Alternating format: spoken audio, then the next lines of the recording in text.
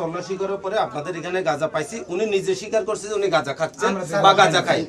আরে বাবা, আপনারা খান নাই, খাবেন, আপনারা প্রস্তুতি নিচ্ছেন, গাঁজা সহ আমরা পাইছি। পাইছে কিনা গাঁজা? পাইছে, পাইছে, এখানে পাইছে কিনা? জি, এটা আমার রুম না তো, এইসব বাবারে, আমি জানি না। আপনার নিচে গাঁজা কার রুম এটা তো দেখার বিষয় না। গাঁজা কি এখানে পাইছে? জি, আমি এইগুলো ব্যাপারে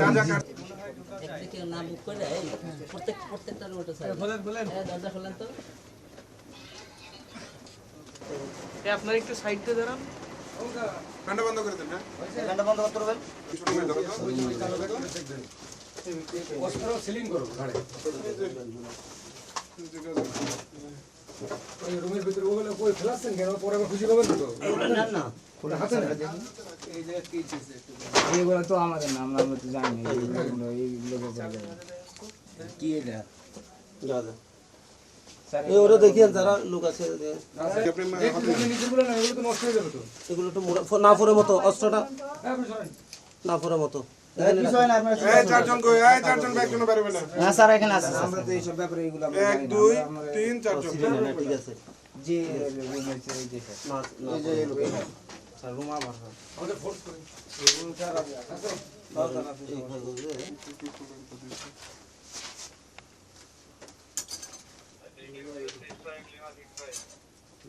এগুলো দেন, এটার ভিতরে দেন, ভালো করে ইয়ে করেন। নাগরিক না? জি জি, অবশ্যই। আপনারা আইনের প্রতি শ্রদ্ধাশীল না? আমরা আপনাদের রুমে তল্লাশি করার জন্য ঢুকছি, ঢুকার পরে আমরা আপনি বিশ্বাস না করলে পাইছি এই এবং জায়গা আমরা মানুষের গাঁজা জিজ্ঞেস পাইছি। রুমটা আমাদের না স্যার। জি, আরে বাবা, আমি বলি না, আমি কি বলি শুনেন, আমাদের যে চেক করতে আমরা কি বলি শুনেন, এই যে আমাদের সাংবাদিক ভাইরা আছে না, ওনারা নিজেরা গাঁজার ছবি তুলছে না, ওইখানে গাঁজার পুল্লা পাইছে না? পাইছে কিনা গাঁজা? পাইছে, পাইছে, এখানে পাইছে কিনা? জি, এটা আমার রুম না তো, এইসব বাবারে, আমি জানি না। আপনার নিচে গাঁজা কার রুম এটা তো দেখার বিষয় না। গাঁজা কি এখানে পাইছে?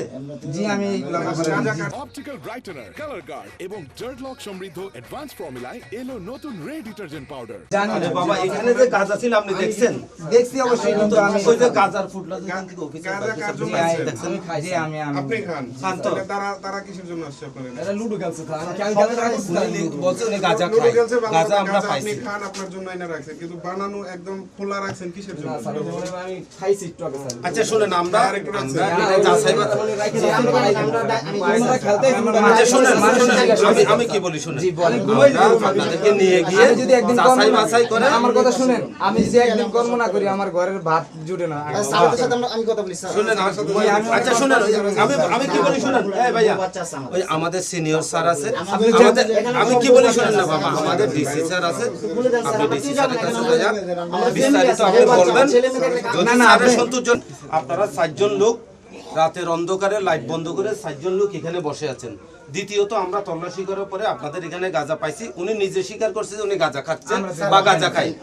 আরে বাবা, আপনারা খান নাই, খাবেন, আপনারা প্রস্তুতি নিচ্ছেন, গাঁজা সহ আমরা পাইছি। আমরা খাই না, আমরা এগুলো খাই এখন আপনারা আইনের প্রতি শ্রদ্ধাশীল না? জি, ইনশাআল্লাহ শ্রদ্ধাশীল। শ্রদ্ধাশীল কিনা? তো শ্রদ্ধাশীল যদি হয়ে থাকে তা আপনি কেন আমার সাথে যাবেন না? আমি গেলাম আমার সংসারটা চালামু কিভাবে বলেন? আচ্ছা, আমার পরিবারটা আমি দেখাই, একটু আসেন, একটু বাইরে আসেন, আমি দেখাই। আমাদের বাইরে আপনি এখানে দাঁড়ান, এখানে দাঁড়ান, এখানে দাঁড়ান। শুনেন, আমার বাচ্চা দুটো স্যার, আপনি বাংলাদেশের লোক, জি, জি। আপনার আইনের প্রতি অবশ্যই শ্রদ্ধাশীল। তো আপনি যদি শ্রদ্ধাশীল হয়ে থাকেন তাহলে আপনাকে আমি হ্যান্ডকাপ লাগাইতে চাচ্ছি, আপনি কেন দিবেন না? আপনাকে আমরা জেলে দিচ্ছি, ফাঁসি দিচ্ছি যাচাই করার জন্য। যদি আপনি সুনির্দিষ্ট, আমি তো এগুলো খাই না স্যার, এগুলো তো আরে বাবা, আপনি খান না, খাবেন, এটা তো আসবে পরে। আমি তো মাল পাইছি না ভাই, আমি মাল পাইছি না। গাঁজা আপনারা ছবি তুলছেন না, এই ছেলেটা নিজে স্বীকার করছে না গাঁজা খাই। তাহলে এরপরও যদি আপনারা বাড়াবাড়ি করেন, তাহলে আমার করণীয়টা কি বলেন? আমি কি করতে পারি আপনার জন্য?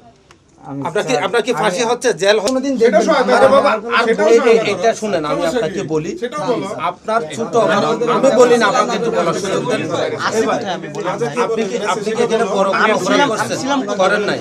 সেটা বলো। আপনার অপরাধ অনুযায়ী আপনার যেটুকু আপনাকে আইনগত সহযোগিতা করার দরকার অবশ্যই আমরা করব। বলো, আপনি তো আমাদের শত্রু না। অনুরোধ করি স্যার, আমরা যেগুলো করি না স্যার। না, গাঁজা আনছেন কোথা থেকে সেটা বলেন। কার কাছে আপনারা থেকে পাইলেন? বাড়াবাড়িটা সেটা বলেন। না করাটা উত্তম ভাই। আপনি যত আইনকে সহযোগিতা করবেন একটু আমাদের বাইরের মানুষের সাথে জিজ্ঞাসা করেন, আমি কোন ধরনের লোক আমার শুনেন, আমি শ্যামলী এখানে আজকে ছোট থেকে বড় হয়েছি, আপনি ভালো ছেলে, আপনি ভালো ছেলে, আপনি ভালো ছেলে, একটু দয়া করে আইনের প্রতি শ্রদ্ধাশীল হন, আর লাভবান হবেন, উপকৃত হবেন। বরং আইনের প্রতি শ্রদ্ধাশীল হলে আমরাও আপনাকে সহযোগিতা করবো, আমরাও সহযোগিতা করবো। প্লিজ আস্তে আস্তে যান, আপনারা পিছনে যান।